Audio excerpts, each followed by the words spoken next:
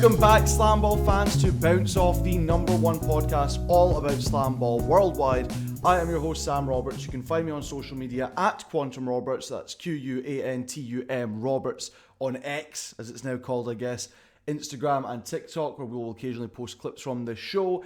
Today we are recapping all of the action from last night, the 29th of July 2023 in SlamBall, including your headlines: the Buzzsaw bite back, more last minute heartbreak for the Lava, and the Gryphons are playing with 2 stoppers. What is going on? SlamBall's gone mad after only 2 weeks. We will address why they might have done that strategy and whether or not it worked, playing both Connor Hollenbeck and Matthew Wilkerson at the stopper position. Spoiler, yes and no. Isn't that a fun way to set that? We'll get into that when we get into the second game of the night. But we start with game 1, which was Buzzsaw versus Lava. Lava still yet to get a win in the league. Buzzsaw considered maybe the second best team in the league, albeit losing to the Slashers the night before in the main event in quite decisive fashion. Maybe they've trickled down on some people's boards, but we'll talk about that as the night goes on. The Buzzsaw end up winning this one 32-29 in a game where they started down by a lot. The Lava were up big in this one early. They end up getting to 27 points while the Buzzsaw were still cracking into the teens. And then the Lava scored 2 more points throughout the whole game.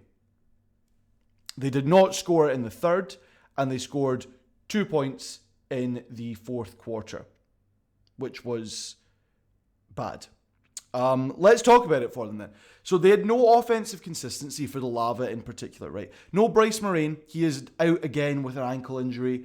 Will it be a bad enough injury that we won't see him again this season? Will he be back this weekend if he gets a little bit of rest on it?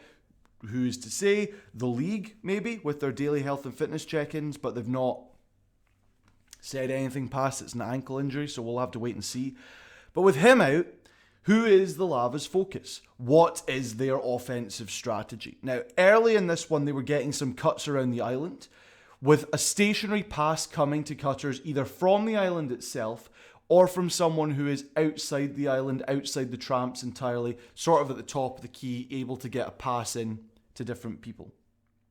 So that's like a good offensive strategy, and it's slightly unique because it's not that they're cutting and passing around the island. It's that there's one stationary passer, people cutting off of them, similar to what the Mob are doing, but with not as much speed in it, not as much cutting from the outside, more sort of like meandering in from the sides, rather than cutting from the top.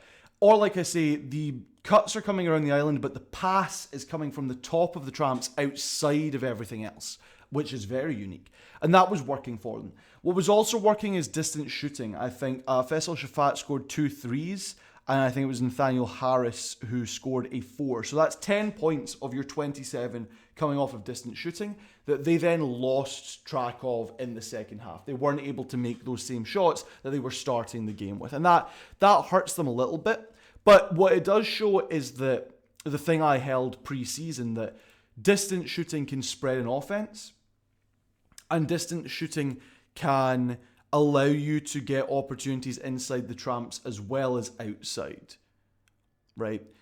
It's something I think they should work on, but you should work on it because it could be very effective if you can get it to work, and not many other teams are doing it. Weirdly, the most successful teams aren't worrying about outside shooting, but if you can make the outside shooting work for you, if you can get to the level where you're very, very good, then why not? Why not take those shots, and why not punish defenses with it? Because if you're shooting from the outside, the defense can't do anything to stop that. You can goaltend shots from inside the tramp, but if it comes from outside the tramp, they can't goaltend. So they have to just let it fly, unless they can get out to you on the perimeter and get a block, which is a lot easier on trampolines.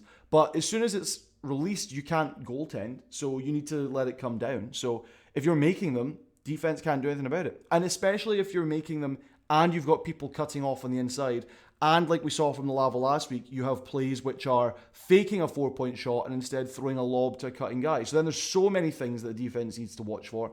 And for Taekwon Scott in particular, the Buzzsaw stopper, he does not do particularly well with more complex offenses. If it's one-on-one, he can stop it most times.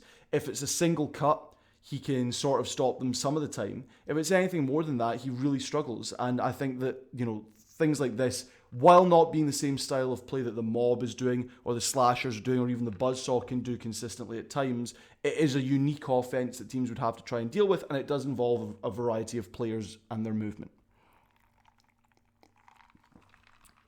They were very physical in the middle of the floor, both offensively and defensively, making it tough on the Buzz to get anything done.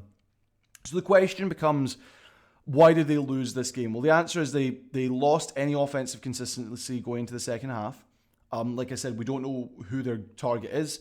They weren't able to get the same passes they were getting earlier. The Buzzsaw defense was getting aggressive but disciplined. That's the thing that you notice from the Buzzsaw over the course of the night. They're not giving away nearly as many fouls as other teams are. At most, sort of 1 a quarter, only giving up the face-off and then stopping it when it counts. There were no violations from the Buzz in the third quarter, and they blocked a face-off in the fourth, which basically means that the one opportunity that they gave the Lava for some easy points, and it was taken away because of a really good block. So defensive consistency and discipline from the Buzz is really, really good for them, and makes the offensive side harder for the Lava if they're getting roughed up a little bit. It being this close shows that their defense was pretty good. Faisal Shafat is a good stopper, but they let in a lot more points in the second half, and that partially came from the fact that their stopper play was being called out by the Buzzsaw coaching staff as drifting or as hanging on the rim, and I think the referees were being a lot less lenient with Faisal Shafat going into the second, which made that defense harder and made it easier for the Buzz to score points. Was it poor decision making in the end that beat the Lava this time? No. The final play of the game, they end up being down by 3. And they're looking to get a shot from distance. It looks like they're looking to get a 4-point play because, I don't know, maybe they don't trust their stopper play. Because if it goes to a tie game, it's face-offs until one team messes up, right? Until one team scores and the other doesn't on a face-off. And maybe they didn't like their chances without Bryce Moraine there, with like other players banged up. So maybe they just wanted a 4. They get a shot off from Joshua Shannon, I believe, in the corner. Not Greg Helt this time, who's obviously supposed to be a known 3-point shooter. But he gets that rebound. And again, you're down by 3. So, and he gets a rebound in a position where it wouldn't have been easy, but he could have potentially tried to dunk it on Tyquan Scott with the time they had left. And then it's at least tied. And at least you go to face-offs instead of just losing outright. And instead he kicks it back out to Nat Harris, who's got someone guarding him a little bit. It's not a very comfortable 4, but it's still a 4. So if the aim from Coach Carlson was get a 4-point shot and try and win it, they got 2 really nice, or 2 decent shots, 2 decent bites of the apple, and they just couldn't pull it off. The question is, have they now gone away from Greg Helt as a potential shooter? Which would be unfortunate for him, given that's one of his strongest skill sets. But he did well as a rebounder, and it's a really difficult decision to make yet again that he's been put in the position of. That's what went wrong for the Lava to an extent, and what they were doing well with. In terms of for the Buzz, we talked about their defense. What I didn't touch on as much is the end of the game, where they tie the game up at 29 each with a big dunk from Jamal Barnes Jr. He just drives straight at Faisal Shafat, and JBJ is becoming a fan favourite in this game, right? So he gets a big dunk.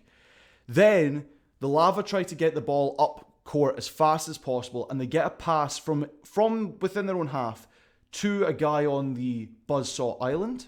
And from out of nowhere, Tyquan Scott appears from behind and gets a steal on the ball. Now, there's a rule in SlamBall relevant in this situation that Coach Carlson was then screaming at the referees about, which is, I believe the rule is that on a loose ball retrieval, the stopper cannot go across the island. They can go from tramp to tramp to tramp to get to the island, to get around the island to get a ball, but you cannot dive over the island to try and get a loose ball. I don't know if that also extends to trying to get steals, which is what Coach Carlson was trying to argue. He was saying this he shouldn't have been allowed to do that. I need to look through the rule book and find out. I haven't had a chance today to have a look at that before we've been recording. But That was his complaint. So the Lava feel like they were screwed out of this. The Buzzsaw, on the other hand, they look like just rugged determination defensively and a lot of aggression offensively, which is nice to see. Okay. In terms of the game overall, like I said, the Lava were doing some nice cutting. Their offense is definitely coming together, but they lose that steam in the second half. Whereas in the first quarter, the Buzzsaw were looking like they weren't quite getting that timing down around the bottom tramp, which, as we know, leads to a lot of two in the tramp turnovers. But they start to turn it on as the game goes on. They're getting wing cuts. They're getting some really nice play out of various players on the court. And Ralph Bellamy ends up being the one, sorry, I said it was Jamal Barnes Jr. It was Ralph Bellamy that gets the dunk to make them tied at 29 apiece. And then JBJ gets the one that puts them up. It's one of those things where the Buzz are getting scoring from going hard at the stopper. So we talked about Faisal Shafat gets almost into trouble from the referees for drifting and for hanging on the rim. Now all of a sudden there's a lot of offense just attacking him. Some of it is moving him around with plays in the tramp, but we've talked before about sometimes the Buzzsaw can't get that timing down. And if you're not getting the timing down, just be aggressive. And that's what this team is good at. Tyquan Scott, if he gets brought up sometimes, Jamal Barnes Jr., Ralph Bellamy, these guys are really aggressive when they drive to the hoop. And it can do wonders for your offense if the rest of the stuff isn't coming off, if you can still get points by just gunning it at the basket. And that kind of helped them steady the ship as they turned the game around slowly against a team who just lost the plot offensively in the Lava. So an unfortunate loss for the Lava. That's them now 0-4. 0-4? Yeah, so they've won 0, lost 4. And they've all been, heartbreakers to an extent, relatively close. Some poor decision making at the end of games. Other times it's just unfortunate. This one, their offense let them down more than their decision making, not scoring more than 5 points in the second half type thing. Some concern for the Lava. I've got faith that they can turn it around, but after this weekend, we will technically be 2 weeks, we will be 2 weeks, but we will technically be halfway through the SlamBall regular season. So if the Lava want to turn things around and not get an immediate elimination from the playoffs, because the bottom two teams don't even get a chance in the playoffs, you're just out. If they want an opportunity to be involved in the postseason, they need to turn it around very fast, and they need to basically win. I don't think they need to win outright, because there will be teams that start to suffer a bit more as the season goes on, but they definitely need to start winning. I would say, hypothetically, they're going to get, if they win every game, they could get 8 wins a weekend. Sorry, 4 wins at the weekend, 8 wins total if they win all of their games for the rest of the season. That seems unlikely. I'd say if you can get 6 wins, that could do good for you, right? So 6 wins is 3 a weekend, or 4 in one weekend and then winning your first games both nights of the second weekend or something like that. I think the Lava need to do that if they have a chance of sniffing the postseason, because it's just looking harder and harder for them as the season goes on to turn it around.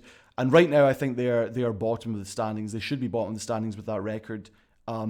Even though I think they're much better than this.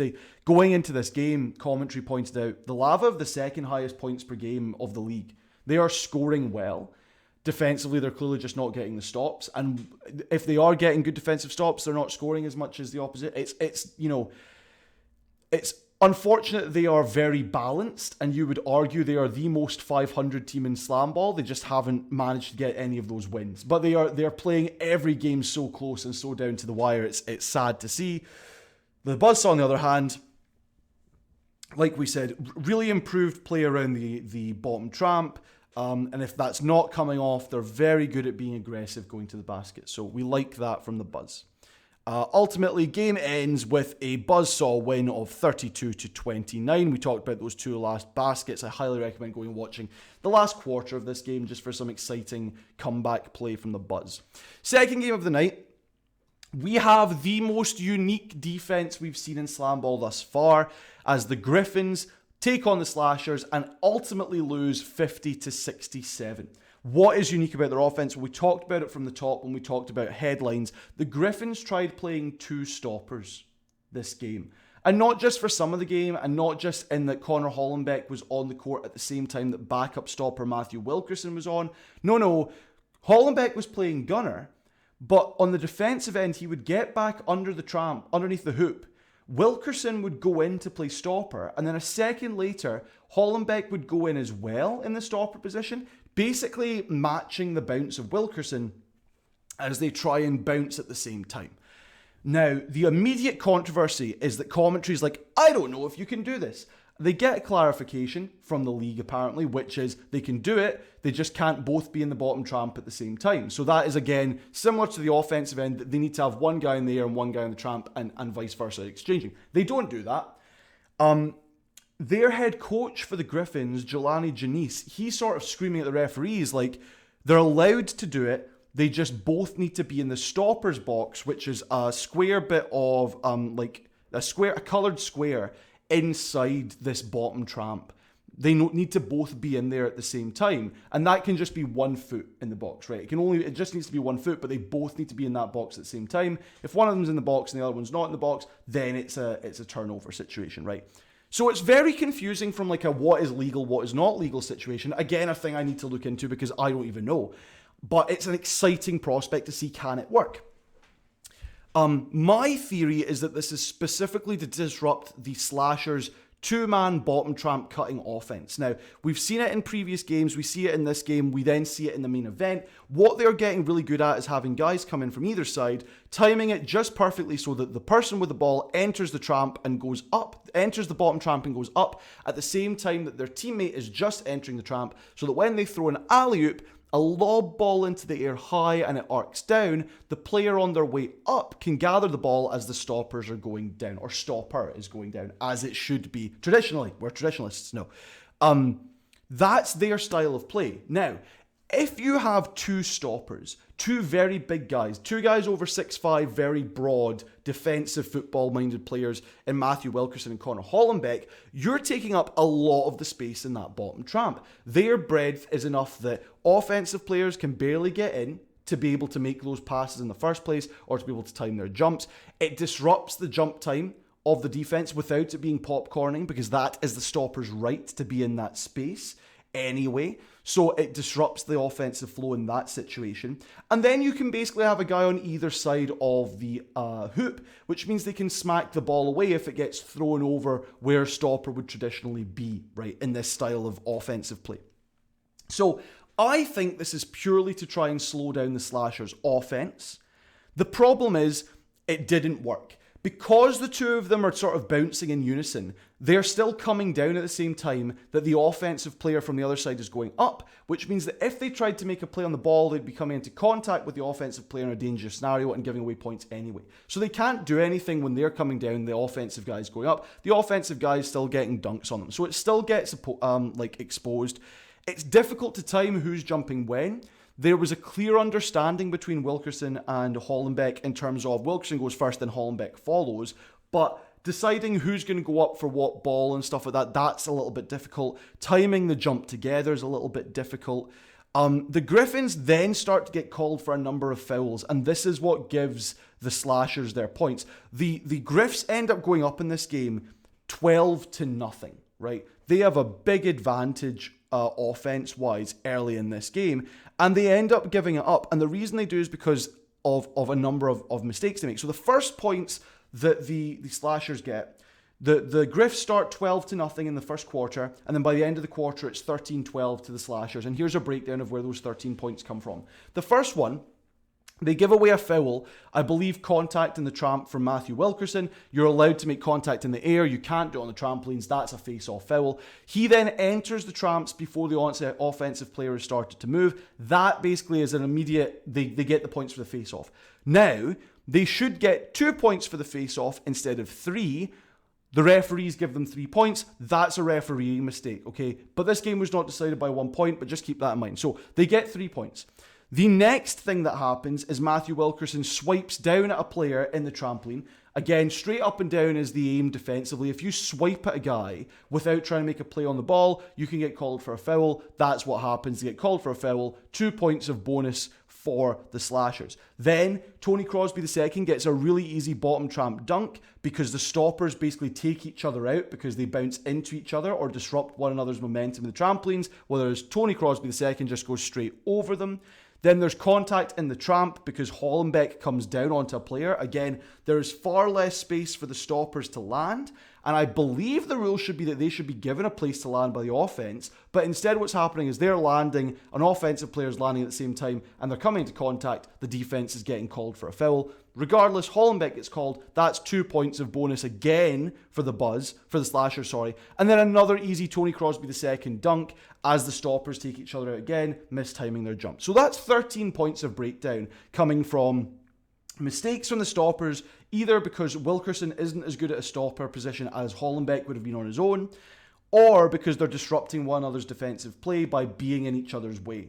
And then Tony Crosby II taking advantage of that. So it doesn't work from that standpoint, but they then also give up a number of fouls, like 2 points just because they're bumping into the players on the offense. Because there's not enough room, or because they're taking up that room that disrupts the slashers' offense, it also means that the Gryphons are, as I say, making more contact with the offensive players and giving away fouls for that reason. And then they're disrupting one another's bounce. It just messes up the rhythm of the defense. Matthew Wilkerson can play stopper, just not as well as Connor Hollenbeck.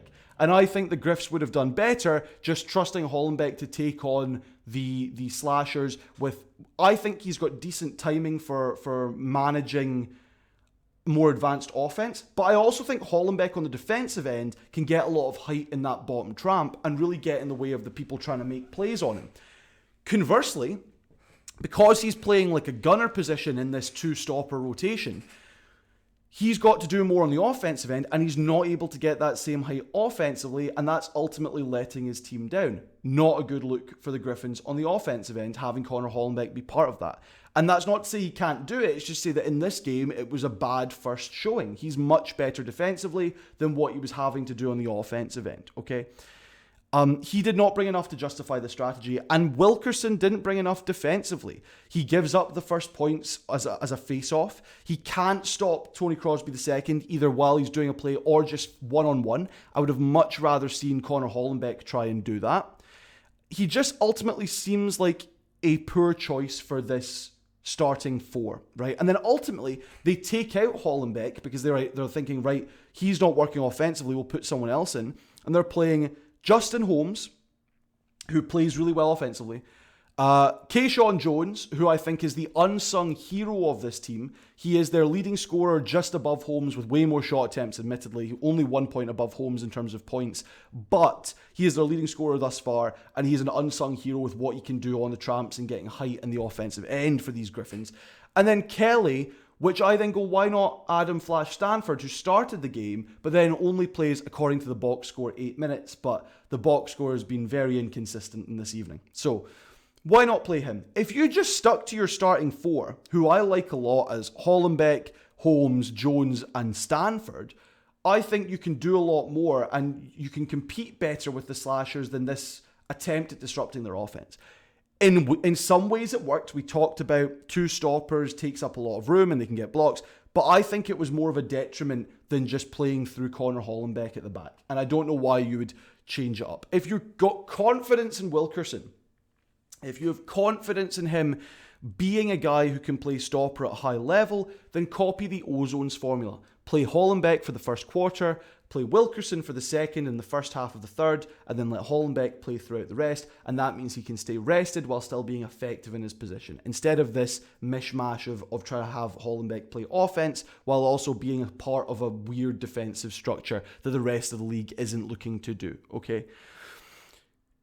Was this to cover an injury? That's my follow-up question. Jordan Grant seems like his role was heavily reduced in this game, and Adam Stanford got cut to 8 minutes. And that's not, again, if the scoreboard is right, and that's not what I want to see to him. Everyone played some minutes on the team, but I just don't understand. If the strategy was to disrupt the slashers, by all means, I'm very happy to see coaches trying to use some defensive strategy. I just don't think it was in their favour. and then the Slashers' offense cut them to shreds in the second half. Because once again, as I stare at my ceiling, once again the Slashers are getting really, really good at that bottom tramp two-man cutting game. Okay, it's now exceptionally good. Through Laubacher as a passing guy, through Tony Crosby II, Alonzo Scott, and Amir Smith when he's needed as people who can just drive to the basket, as well as catching these passes off the two-man bottom tramp cut. It cuts them to pieces, the Gryphons, regardless of who was playing stopper. Hollenbeck should be able to get it, but especially in that last quarter, he just got cut to shreds. And the other thing is the Slashers didn't even need to play their backup stopper in this game, in Nathan Karsjans, who played really well for them against the Buzz in the main event the night before. He didn't need to come onto the court at all in this first game for the Slashers. So they played well without having to worry about it. 24 points in the game for Keyshawn Jones. I want that to be known. Amir Smith played really well defensively for the Slashers as the game went on, and you need that. I think he is a good to great stopper without being elite. If he blocks a shot, it is emphatic and it sets up offense. But he cannot compete with Keyshawn Jones because he's just jumping way higher than almost anyone on the court. And that's cool to see.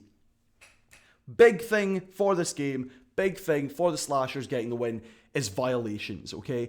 Turning over the ball, but also giving away points on the defensive end is a problem for teams and is the biggest thing eating them alive at this point in time. There were 11 violations from the Gryphons in this game to only 2 from the Slashers, and that can give up a lot of points on the defensive end, okay? And I think that is a big reason why the Slashers scored a lot. The commentary team, particularly John Schriffen, was kind of annoyed throughout the game because he thought that a lot of calls were going the Slashers' way that weren't going the Gryphons' way. And a lot of that came in the third quarter when they started to push on and really look like the better team. So Slashers cut the Gryphons to shreds. The Gryphons tried a strategy that I don't think works, but could work if you can get it down. I just think you would have had a better shot of letting Hollenbeck play the whole game at stopper rather than have him get roughed up on the offensive end as well as playing physically defensively. That's just my opinion on that. We move on to the main event matchup of the night, which is a rematch from the night before as the Buzzsaw take on the Slashers. Buzzsaw ultimately winning this game 50-41 and getting their first main event win of the season. Which, as we know, main event wins very important. Those are the tiebreakers for playoff seeding outside of just who gets the most wins, you know. This rematch indicates a couple of things to me. It indicates that there is definitely a separation happening between the good teams and the not as good teams is how we'll refer to it. The Buzz barely squeaked through in game 1. And the Slashers had cooked them the night before in the main event matchup. So going into this game, and I'm owning up to this now, you can see it on my Twitter, I am admitting it. My feeling was the Slashers are going to win this main event matchup. It's not going to go the Buzzsaw's way because it was the same situation as the night before. The Buzz had played a game earlier. The Slashers were coming off a game, so they were more warm, they'd warmed up, and the two teams had played very differently earlier in the night. So my money was on the Slashers. I'll eat my hat. Good thing I'm not wearing one, but I'll eat my hat. The Buzzsaw showed me up and played well. The question is that looking at the game, I can't necessarily tell what did so great for them. I think it might have been I don't know what won them this. Was it that they were playing very physical?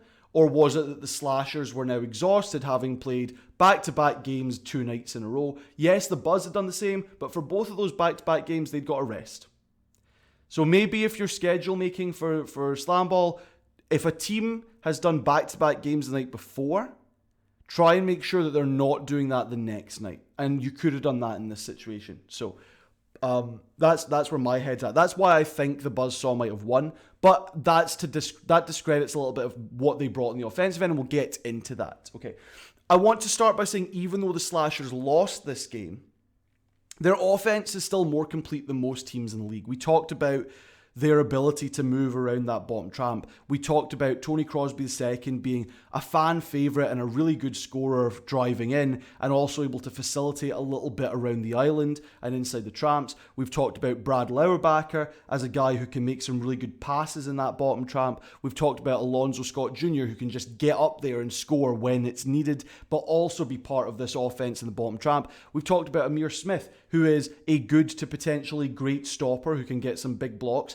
but can also be part of the offense, because in this game, we started with Nathan Karstjens playing the stopper position and Amir Smith coming off the bench to run and be part of the gunner role. And he can do both ends. And then Nathan Karstjens, the night before he hit 2-4s, tonight he airballed 2-4s, so maybe we don't look too closely at those stats. But what he does bring is a big body who can set screens offensively, and on the defensive end, he's much better at disrupting a bottom tramp cutting offense than Amir Smith is. He's not quite as good at getting blocks in the air, although he definitely did that in the first quarter last night.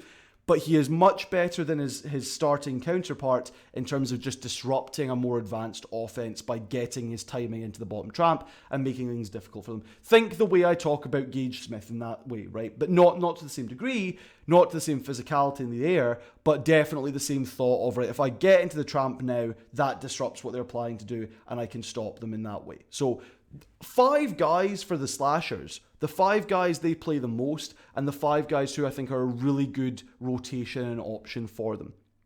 One thing I'll note is that they didn't play Naruddin James after game 1. He might be hurt, I would guess, because he is part of their game usually. He played some of game 1, but not much, and then didn't play at all in this main event matchup. So that's something to look for as we go into week 3. Is Naruddin James healthy for the slashers? What's happened there? But I think Karstjens starting was more out of the need for that disruptive option against a Buzzsaw team who, while I think I harp on them getting 2 in the tramp calls a lot, they are better than other teams at movement around the tramps and cutting around the island. So I think it was a smart play to start with Karstjens and just disrupt that offense to start things. The problem is that whether it was Karstjens, but mainly Karstjens, but also at a certain point Amir Smith, the Buzzsaw can just be incredibly aggressive driving from outside the tramps and cutting straight to the hoop. I'm talking in particular about Jamal Barnes Jr., who was dunking over whoever was in the stopper role, and it ended with 20 points at the night. But also Ralph Bellamy is, we talked about this in game 1, a guy who can punish stoppers by just going at them. And the whole team was doing this. Howard was doing this, as was Devontae Pratt. They were just going at that stopper and making it really hard for them to make any sort of defensive decisions because they're constantly having bodies thrown at them. So I like that from the Buzz. And I think that's what made life difficult for the stoppers on the slasher side. Everyone on the Buzz played and everyone scored with the exception of Tyquan Scott in the stopper role, but he did get 10 stops and 9 LBRs, so he almost had a double-double of defensive counting stats, so that's a good thing. That's a good thing. Is he good at stopper? Is he great? Is he elite? I definitely don't think Tyquan Scott is an elite stopper. I would call him good, not great. I think he's too old school in that he's just looking for physicality in one-on-one drives, and he really struggles to keep up with offenses like the slashers. The slashers is a little bit easier because it's usually a 2-man game, and so it's the option for a cut, but by and large it's a pass to that cut. Sometimes it's a fake and a dunk from the ball carrier, but that's a little bit easier to handle. But we have also seen that he just can't keep up with things like that. In the night before, he was being ripped to shreds by the slashers 2-man bottom tramp cutting offense, and I don't know. I think he's good. I think he can definitely get blocks, but I don't think he can keep up with these more modern offenses that we see. So, like I said earlier, what ultimately won them this game, I think it was physical play outside the tramps that slowed down the slashers' offense, and then them having to play back-to-back games. Because they were doing really well early on. They were cutting and they were getting into the tramps, but the Buzz were doing the same thing. Something that I noticed, a big play they had, was they had 2 guys cut from the side tramps onto baseline. Now, what typically is happening in SlamBall is if a guy ends up on the baseline offensively, they then get pressured from the defense. You can't put your hands on the guy until he dribbles the ball, but you can get a body in front of him and just get in his way, right? And what that did, because two guys went baseline, is that two defenders went with them, and it gave Jamal Barnes Jr. an easy cut to the rim. It also reduced the number of players that were in the tramp for the Buzz. So it's got two guys on the baseline that Tyquan Scott has to watch for cutting in. It gives an open lane for Jamal Barnes Jr. to drive and receive a ball in the air or while cutting. And it also limits the likelihood that the buzzsaw are going to be called for 2 seconds, for 2 in the tramp calls that I've been noticing a lot from them. And so I think this is a really good style of play for them. Can you do it every single possession? No, because it becomes more and more obvious what you're doing. But do I want to look out for this as games go forward, as a way that they play to just get an easy basket before they then go back to a more standard cutting offense around the island? Yes, I want to see more of this. And I'm excited to see more of this coming from the Buzz. Jamal Barnes Jr. just incredibly aggressive throughout the whole night, and he's growing into a fan favourite in the arena, if not online. Because I don't think he's getting that much buzz, pun intended, but he is definitely someone that's getting reactions from the in-arena crowd, and that's cool to see. Crowd very much on the side of the Buzz on this particular night. Why? Don't know, but they were trying to get in the heads of the slashers, and that's also cool to see. When it comes to the late game situation, the game was closer than the 11-point margin would suggest. And the reason I'm saying that is because the Buzz were up by 7 with about 2 minutes left. And because the Slashers haven't had to play that many games like this, their decision-making and clock management was very poor. So, with 1:40 left, they make the decision. I cannot remember who had the ball now. I think it was Alonzo Scott. With 1:40, they have the opportunity for a fast break, and he decides to slow things down and get the ball to Tony Crosby II. So they waste time here trying to set up an offense. It's 1:40, they're down by 7. You could get 2 4-pointers or a bunch of dunks and try and even it up. But instead, the thing is, if you get a dunk, I think the reason you don't want to just go straight for a dunk is because if you mess up and give the other team the ball, they might waste the shot clock. 20-second shot clock in SlamBall, they might waste it. What do the Slashers do? They end up wasting 10 seconds getting the ball to Bradley Laubacher, who then just runs a one-on-one play that wastes the rest of the shot clock, and they don't get anything off. Okay? I understand you want to try and run a play for someone that's going to get you a definitive score, but Alonzo Scott could have gone one-on-one with Tyquan Scott and made him have to make a decision. And maybe you have another guy cutting off on the side tramps, and that's something that Scott has to watch out for, because you could have done that if you hadn't slowed everything down. They get a break it, take it with 14 seconds left. They're now down by 9. And they manage to get the stop, and they get an offensive opportunity. They totally mess it up, and they don't get, any points, ultimately losing by, 11. I believe it was 11. No, it was 9. It was 9. So it was 9, not 11. It was still closer than the 9 points. 11 is just more dramatic sounding. They mess up their offensive opportunity, and this brings me to something about face-offs, and specifically about the break it, take it. They were down by 9 points. They foul with 14 seconds. They get the break it, take it. They then use those 14 seconds to not get a shot opportunity. My 2 points for the break it, take it. Right now, I think it only makes sense to go for that. I mean, go for it if you think you're going to get anything out of it, realistically. But I think in terms of realism, it only works for trying to win a game or tie up a game if you're down by 5 points at most. Anything more than that seems untenable to catch up with a break it, take it with 20 seconds. Adding to that, I think if they continue this rule for next season, which I think they will do and I think they should, maybe extend it from 20 seconds to the last 30 seconds of the game, because that extends it from being, instead of it being, I just think it makes it easier for teams to make a comeback. You don't want to make it too easy. I'm not saying make it a minute like commentary thought it was in week 1, but make it 30 seconds, make it 40 seconds, make it so that there's an opportunity for both teams to get some offense in, rather than just a foul and then they make it and foul again, or a foul and they miss it and then it's a game over, right? You need to give more wiggle room for offenses here. A big thing on the whole night was a lot more defensive discipline. I think that's what won the buzzsaw this game. I think it was aggression, driving at Amir Smith and Nathan Karsjans underneath the basket from the outside, making plays work for them when they could, but by and large just being aggressive and driving. But then it was defensive discipline. We talked about that from their first game and how they managed to not give up any points to the Gryphs in that way. In this game, it was a lot more even. The Slashers are getting better at that as well, or at minimum, they're just not getting calls against them from the referees. But both teams only gave up 2 face-offs in the whole game. And obviously, we talked about the Slashers did that intentionally because they were down and they needed to give a face-off. So both teams were a lot better at defensive discipline, and I think that's a big thing because we saw the Slashers got a massive win over the Gryphons, and that's because they had an 11-2 violation the opposite of a deficit, positively. That was a big plus for them.